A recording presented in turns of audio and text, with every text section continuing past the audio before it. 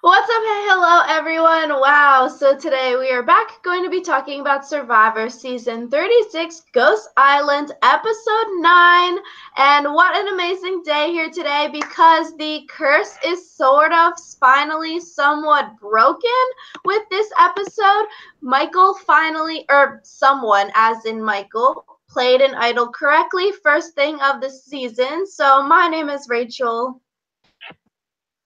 And I'm Alyssa, and I feel like part of the thing is with that particular cursed object is that everyone who touched it went home after touching it.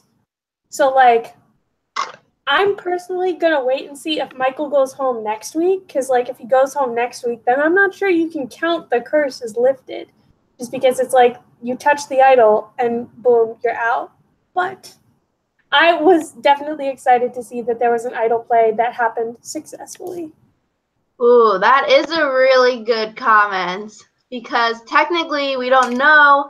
He could go home next week, so that would be very interesting to see if the curse is actually broken versus if he saved himself one tribal council. But even if he did play it correctly, so he did save himself through one tribal, that's a feat in itself, because it does take a lot of intuition and guts and luck to be playing your things correctly. So that's super exciting. I was very happy at the end, I guess, for Michael. I don't know. Yeah, I feel like the thing is also with Michael using an idol correctly, it's people were trying to get him out because they thought he was a threat, and him having an idol and playing it doesn't actually make him less threatening. So it's he's really gonna have to work hard these next couple weeks if people continue to try to target him. Because it's not like they just picked him randomly. Yeah, especially because he has been a target, has gone to 7 out of the 9 tribal councils so far, and big dude, and now that Chris is gone, the big dudes don't really have as much of a meat shield, I feel like. And so with Michael, people know he's probably played the idol to try to save Stephanie slash that alliance back in the day. So people probably know that he has been able to find 2 idols so far, and that would be a good point in trying to vote Michael out. But I think he can win immunity. He'll probably be feeling the pressure, so I feel like he'll want to go all out in the next immunity challenge, given the events of this tribal council. Yeah, and he almost won this immunity challenge. The only reason I feel like that Michael didn't win is because Angela is a badass ex-army person, and so she's used to having to do gross stuff, I guess, with her army training. So it's she is the champion of mind over matter, I feel like, and Jeff definitely made it clear during the immunity challenge that it was a mind over matter thing. So yeah, and I don't know. I guess we'll get to that too. So the episode starts with Wendell and Laurel talking, and I think it's a good read for Wendell, wanting to keep your people secure in your alliance, good trying to bring in Laurel in for more trust. But I feel like Laurel maybe took it the wrong way because she's like, oh, you have this idol, but how come you didn't tell it to me the first time you found it, which makes sense because she's like, oh, I'm lower on the totem pole than Dominic, who heard earlier, or maybe the first day, that kind of thing. And so it makes sense on Laurel's part. But yeah, if you want to. yeah, I feel like definitely Laurel is getting to be super shady. I'm not sure if shady is the word, but she's definitely realizing that Wendell and Dom are kind of a power couple of sorts. And I think it'll be really interesting to see if that sets her up for failure in the coming weeks, because it's as of right now, Wendell and Dom still think that she's 100% with them, but I think if they wise up to the fact that she's a little touchy around them and is kind of scared of what they can do, I think that they won't waste time in voting her out. So I'm definitely interested to see if Laurel will be able to keep stringing Dom along. Yeah, I don't know. I really hope it doesn't backfire. on Laurel because I think she played this situation really well because Wendell does still think she's 1,000% on their team. But she's also wary, like, we can only trust them to a certain point. And now she knows how much power these two hold. And I think with this move, this vote, this episode, it was definitely too early for Laurel and Donathan to make a move against Wendell and Dominic because it would have burned too many bridges too early with 12 people left in the game. If you blindsided Wendell, Dominic won't want to talk to you. Then it sort of burns a lot of your bridges with the original Navidi people not wanting to trust you anymore. And when it's already like such a Navidi Malolo kind of thing, I feel like for these Malolos, you just have to lay low. The votes on like Libby or Michael this episode, I think for Laurel and Donathan, it was a really good move to not try to make that power move this episode, but hopefully do it in like 2 or 3 when it be a better time, and hopefully they have the chance to do it because I really, really would want to see Laurel vote out Wendell or Dominic because I think that would be really, really good for her Survivor resume, and I think she realizes that she can't go to the end with Wendell or Dominic because they just overshadow her too much. Yeah, I feel like one of the things is with the Laurel-Donathan pair is that I feel like Laurel might try to play a little too hard. So it's good that she has Donathan, who's not as big of a like rah rah rah big moves player, to kind of rein her in. Because I feel like if Donathan hadn't been like, listen, Laurel, it's too early, she might have tried to vote Dominic or Wendell out this episode. So really, I give props to Donathan for being able to like tell Laurel, hey, it's too early. But I agree that it would be really interesting to see if Laurel could get out Dominic or Wendell. But I also feel like if she did get out one of them, the other would like retaliate. So it'll be interesting to see how that plays out, definitely.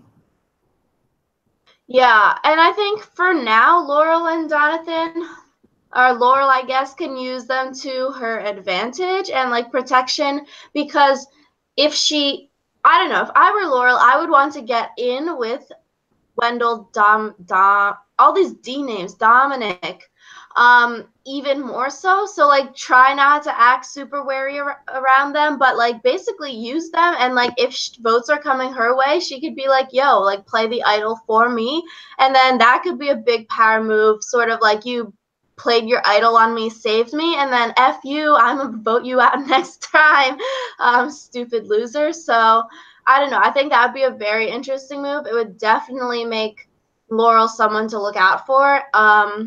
I don't know. I just think something like that would be super big and would get a lot of jury respect, maybe. But I don't know. It also could piss people off, I guess. Wendell will probably be pissed off, but I think that would be good Survivor gameplay.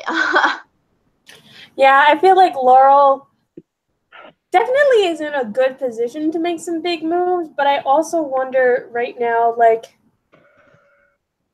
if she has the sense of timing that she needs, because like we were talking about, she almost did it too early, but also like you said, this could be like an epic power play if she does it right. And honestly, I don't think that Dominic and Wendell are the kind to be super bitter. Like, I feel like they could both definitely be like, you voted me out, but I really respect that. So Yeah, I really feel like a move like this, it all depends on timing because you always see like the big dogs go for each other and then they go like back to back. So people were thinking, okay, like Chris goes, Dominic might go next, or you see like David goes, Zeke goes, like those kind of things back to back where when someone's or yeah, like Stephen Fishback, Joe Anglim, those kind of things where people want someone out and then they end up going back to back. And I think it has to do with timing. The whole Zeke David fight, I feel like happened too early in Millennials versus Gen X. So it's something like this. I feel like you just have to sit on it for a few more votes with 11 people left now. What, 3 will be making it to the end because they have that final 4 tribal council stupid twist. that's 8 people that still need to leave, and you still need to use Wendell and Dominic for the time being. I would say wait until maybe both of them have used their idol, or one of them has used their idol, so then it could be, I don't know, more interesting, I guess, because then they don't have the power as much, or maybe they used your idol on Laurel, that kind of thing, and then vote them out. Sort of like blindside, but not blindsided with an idol, I think would be the move to do. Yeah, I feel like it would be really dope if Laurel could get one of them to use their idol on her, just because that would just be so dope. But like, I agree that like the big dogs going after each other did happen way too soon in like millennials versus Gen X. But I also think that like waiting too long could definitely be bad, because there will be a point like where Wendell and Dom will have solidified enough power that they like won't really be able to get voted out, because it's like, if you know there's a 50-50 chance that like Wendell's going out or Dom's going out, all you gotta do is guess who to play an idol on, you know? So I feel like one of the greatest things about like Laurel making them use their idols is that like she would get them out of the way, but she would also be forcing them to be loyal to her. So yes, I agree with everything you just said. It would be so good. I think around like 8 people left would be a good time, because like you're saying, you need to do it at the perfect sweet spot. You can't do it too early when there's still too many people left, like right now, and you can't do it too late at like 6 people, because you never know. It could be like advantage idol get in where everyone somehow has something, and then you miss your chance to vote them out, kind of thing, and then they win immunity because they're both strong guys at like final 5, and then final fire making challenge at 4, kind of thing. So I feel like 8 is good, because which is like so arbitrary, but whatever. 8 I feel like is good because there's still enough people left that Laurel and Donathan can probably rally enough troops to get like, a majority in the vote and stuff like that. And I don't know if Laurel. So it seems like the vote for next week is heading towards like maybe Desiree flips and wants to vote out a Navidi kind of person. And so maybe if something like that happens, I don't know. I feel like there's so many ways, and it makes me like excited for Laurel to play this. If like Laurel sneakily tries to get like the whole Desiree thing and just like a group, because I feel like people on the Navidi tribe would be willing to vote out Wendell or Dominic because they realize how strong they are. If it's sort of like a Sarah with the a legacy advantage where you sort of sneak your way in there and then you get what you want, Laurel plants the seeds of like, oh, let's vote out like Dominic or Wendell, and then she goes to Dominic and Wendell, and she's like, they're trying to vote you out, you need to play your idol, kind of thing, and they trust her, so they'll like, I don't know, something like that. Or like she gets the target and she's like, give me the idol. And then I don't know, it could be really good, but that's all like fan fiction. Yeah, I think definitely seeing next week's episode will help us figure out more like how that whole thing is going to shake out. And I'm real excited for next week's episode, especially because like seeing Desiree try to flip, and then like I want to see what happens with Laurel. So I think that could be a really good storyline. So going into the rewards, speaking of Laurel and Wendell, they freaking killed this slingshot challenge. They were like the top 2 from their team, and then Dom and Michael were like the top 2 from the other team. And it makes sense. I think just looking at the challenge and knowing about like slingshots on Survivor and in general, these like skinny people who don't weigh that much or like aren't that powerful aren't going to be able to pull the slingshot back far enough in order to like hit the target. So it sort of makes sense. And once you realize the strategy that like these skinny ass people won't be able to pull it back, then you just like send them out, come back, and someone who can pull it far enough should just go and keep doing it. Yeah, I think that they definitely have the better strategy with sending out all the weak people first, because it's like, if you start with the 2 strong people like Laurel and Wendell, and then give all the weak people time to run. You give the strong people time to recover. You also play within the rules of the challenge, and it's great. Like, I was honestly surprised that, like, it took the other team that long to start copying the strategy of, like, sending all the weak people and just letting the strong people try to slingshot. Yeah, which I guess is like fair because in these kinds of situations, once like if you know like oh haha these skinny people can't like won't be able to do it, you can't really say that straight up like hey y'all, I don't think we'll be able to pull the slingshot back. We should just run up there and waste our turn and come back because I feel like then people would be like you're doubting my abilities kind of thing. Like I want to try at least one time kind of thing. Even though it does waste time, you sort of have to like bite your tongue in these kinds of situations if people want to test their abilities out and don't want to feel like oh haha I'm too thin or like I'm not strong enough to pull it back, like I shouldn't even try. And I guess like they realized that later on, but at first everyone was like oh give it your best shot, oh it was too short, try again. But like no, do it once and leave. Yeah, I feel like it's one of those things where, like, if you were short by like half a foot, yes, try again. But if you're short by like several feet, then maybe you're just not strong enough, you know? Which yeah, that was the reward challenge. It was fun to watch.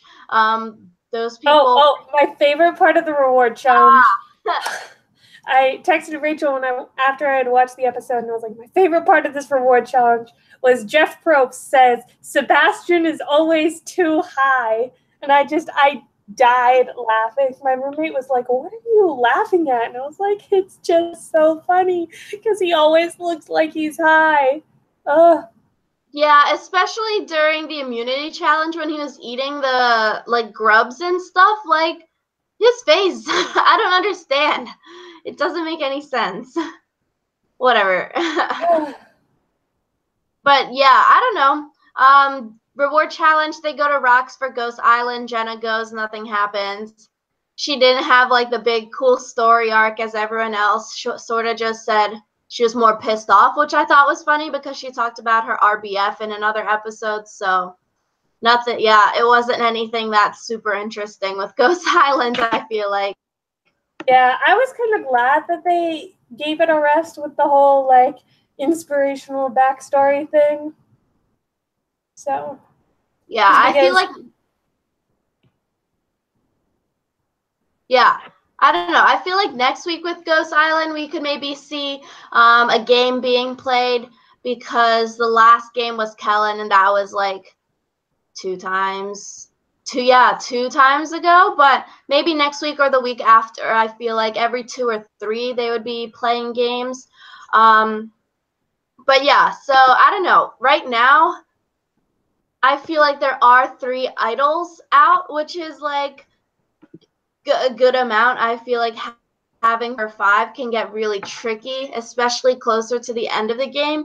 And like Dominic, Wendell definitely have a lot of the power right now. And then Kellen and her little group of girls have power because they do have an idol as well. And if an idol is replaced, maybe there's an idol at the merge camp because no one has found like an idol there or an advantage there or something. Maybe something like that is at the merge camp. And so that's 4 things that are like in play right now. Yeah, I'm kind of glad because I was worried that Ghost Island would lead to like tons and tons of advantages, but I feel like people aren't just using their advantages willy-nilly, which is good. So, though I do hope that like some of the 4 get like used before like the final 6 or whatever, just because I don't want to deal with that drama of someone basically being the only one who's not immune, because that would suck. Ripsery. I'm still so sad. So reward, they go to a nice tiki hut. It had some interesting conversation, I feel like. Besides those food looked bomb. They were talking about Libby and Angela. Libby's sort of like, I don't know what I'm doing wrong. Like, why don't people like me? And then I think Angela gives a good point. She's like, once you have a bullseye on your back, it's hard to get rid of it. And I feel like this episode especially, Angela got a lot of screen time, and I think especially with last episode, Angela, I feel like has always been seen like as Chris's right-hand person, like in the shadow of Chris. Like we can't trust Angela because she would tell Chris kind of thing. And now that Angela is out of the whole Chris gaze because Chris was voted out last week, I feel like Angela is feeling maybe very insecure because she was left out of the vote, and she's trying to play like voting the wrong way off, and she's like probably angry because she keeps being left out of the vote, and like I don't know, yeah, like feeling insecure because of like her military background, like why don't these people want me in their like team kind of thing. So I feel like Angela this episode especially maybe like I don't know, we'll talk about it also, but maybe goes over like overcompensates for what happened last time. Yeah, I feel like she tried to go from like being totally out of the loop to being the one in total control, and that's when you get like, because if people realize that like the whole Michael thing was all like a plant and nothing like real, that could get real fast. Yeah, which is interesting because Desiree like got out of people knowing that she voted the wrong way because people assumed that Chris was the other person to vote Libby, which is really interesting. But I guess Desiree knows who she voted for, and Desiree knows like maybe she was left out of the loop, and maybe that's why next week she wants to try to vote one of the Navidi girls out, which hopefully we see more backstory with that because we didn't really get much of that this episode. Yeah, I think this episode, it was really a lot about Angela and her storyline, so we didn't get as much of the other players and what they were thinking. But I do think the next episode will definitely see more of the other people. And yeah, Angela goes, yeah, crazy this episode, basically. She gets this info from Michael, which, I don't know, that was just like normal conversation, I feel like. And then she goes and tells Kellen, Dominic, Wendell knows, everyone basically knows. So then Michael becomes like target number one. And I think, like, yes, good idea for Angela because she wants to start drama so that she isn't like, oh, the next easy vote out, because she, I guess, could be the next vote, but I don't really see why people would want to vote her out because she's really powerless, especially after Chris goes home. Angela really doesn't have anyone, so I don't know why she would be the next vote anyways, but whatever. I think with this, though, making everyone dislike Michael does save you, yes, from this next vote where Libby goes home, but I feel like Michael and Libby were already the obvious unanimous target for everyone on the tribe because Libby was getting votes last week. Michael has always been on the chopping block. So I feel like it doesn't really change the pecking order for Angela, or it doesn't really change that much for Angela. I feel like she's still sort of like useless and on the bottom, but now she's just like in a conversation rather than being left out of things. But she's not really making moves because I feel like the tribe was going to come to Michael and Libby anyways. Yeah, I feel like if anything, Angela just delayed the inevitable for herself. Like if she really wanted to like shake things up, she would say something bad about like Dominic or Wendell, where it's like those people aren't really the ones people are targeting that she knows of. So yeah, like you said, I feel like if Angela wants to change her placement in the game, she can't be like targeting the people who are already going to be targeted. And yes, that is the safe move, and that's probably the right move for Angela because she doesn't want to draw too much attention to herself. But like, okay, good, Libby goes home. Where does Angela fit into things? Everyone just wanted Libby or Michael to go because they are threats in the game, not really that much of your doing besides like causing a little bit of drama. But even if Wendell didn't know Michael wanted to target him, like they would probably still want to vote him out, just maybe without that other animosity of this person wants to target me, now I want to target them. yeah, I feel like part of that is just showing like how little Angela really is in touch with the game, just because like we were talking about, all of her information basically came through Chris. So I think if she wants to continue to do well in the game, she needs to like be a little more proactive in figuring out like what other people are doing rather than just spreading rumors and hoping. Yeah, which the whole spreading rumor thing was interesting. It was good to see like she wanted to use her military tactics to cause drama around camp. But yeah, I don't know. I feel like the lines haven't really been drawn between Malolo and Navidi, and everyone realizes that it is like an individual game now. So I feel like hopefully soon we'll start to see not a Malo pagonging happen. Yeah, I do really think that like one of the things they talked a lot about at Tribal was like if you're in the majority, you're gonna be at being at the bottom of the majority is probably not much better than being in the minority. Like coming in 9th place versus 7th is not that big of a difference. So I thought it was interesting how they talked about like, oh, you just have to make everyone believe that they're the highest on the totem pole.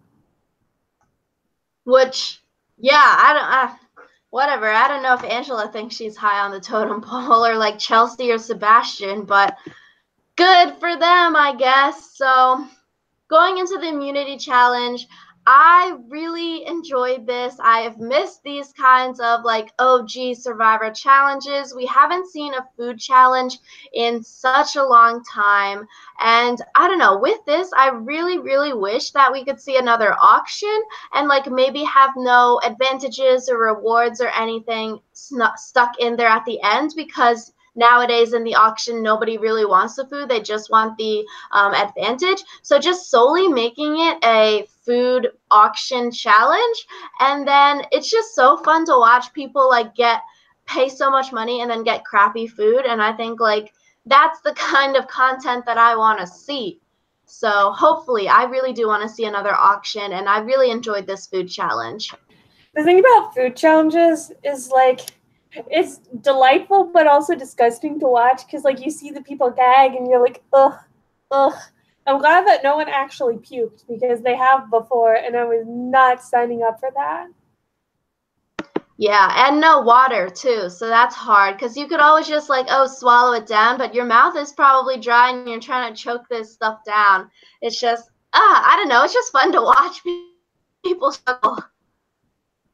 But Yeah. yeah, I don't know. Immunity, it was cute. Michael wanted to finish the food. I think it just goes to show like his character. And I feel like people seeing that will realize like we cannot let Michael get to the end, because who wouldn't want to vote for a guy like that? Yeah, I feel like just I thought it was also interesting how he said, like, I'm probably only going to play Survivor once. Because I feel like a lot of players come in assuming they're going to get a second chance. And so that was interesting just because he's probably right. But I feel like saying, I'm only going to play Survivor once makes you more likely to come back for a second time. Yeah, and I feel like Michael is very likable. I feel like he could definitely be invited back again. So, especially with his idol play this time. So, going into Tribal and before Tribal, like we said, I think it was too soon for Laurel and Jonathan. Like, you cannot flip and blindside Wendell right now, because then you, like, have no allies to work with, because everyone would be like, WTF, and Malolo people are already low in the numbers. So, while, yes, it would have been a good move in the future, I think, to blindside Wendell, if the Malolo people really, really wanted to stay like 5 strong, like the talk was, maybe targeting someone weaker on the Navidi tribe, like a Sebastian or Chelsea, someone who, like, if you vote them out in a blindside like this, wouldn't really piss off too many people. They would sort of be like, good move, like, this person's gone, but we didn't really care. Yeah, I feel like the whole this person's gone, but we didn't really care. Like, there's a lot of people you could pick off, and it's like they're literally just numbers.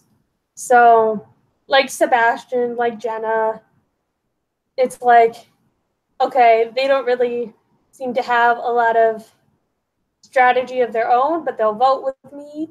So, like, I'm not I'm upset that they're gone, but I'm also not gonna like be on some revenge streak. Yeah, it's not like before the merge when all the people that we really liked got voted out. These people are just sort of like, yeah, a number for someone else who's leading the charges. So, I don't know. I guess it's interesting. It really does make sense that Libby, Jenna, Laurel, Jonathan all voted for like Michael or Libby and split the vote with the Navidi tribe because yeah, I feel like we didn't see that much of it, but for Michael and the Malolos trying to stick together, like you would have 3 votes probably at best because Laurel and Jonathan probably wouldn't vote your way because they need to have Wendell's trust still. So you would have 3 votes at best, and then that doesn't really do that much. You could maybe tie the vote for a Libby versus someone if when Michael plays his idol. But then it just shows that like the Navidi people can't work with you. At least in this situation, when like Jenna, Libby, everyone votes for Michael, that kind of thing. Then it shows the Navidi people like, okay, we can continue to use you, so we don't need to vote you off because you aren't really like opposing us, kind of thing. And it just shows like that you're someone that they could potentially work with, rather than trying to keep having these opposing forces that don't really go anywhere. Yeah, I feel like it's really interesting to see how a lot of times the minority will just vote the way the majority is going because they don't want to alienate themselves. And I'm hoping that like people will be willing to go out on a limb a little more, just because like you see how getting votes at tribal council can make someone paranoid. Like it made Libby really paranoid, which is like my name's come up 3 times in a row. So I think sometimes even if you know that your vote isn't going to do anything, it would be cool to be like, be on your toes. Watch out. Someone's gunning for you, you know? Yeah, like maybe a stray vote here or there, but I feel like if Libby, Jenna, Michael all put their votes on Wendell, like I don't know, doesn't make sense. I feel like to stir the pot because Libby would probably just go home anyway on a revote between Wendell and Libby if the votes did end up being tied. And it makes sense for Michael to have Wendell's name written down because he obviously like, oh, can't vote for himself kind of thing. And it just shows like good face, I guess. It makes sense. I think this vote definitely, thinking about it, it makes sense, and it's like a making sense vote that I guess leads us to the next few votes with Libby going home. Yeah, I feel like Libby going home was kind of like the palate cleanser after Chris's vote out, and now people are just going to start going really fucking insane, and it's going to be wonderful.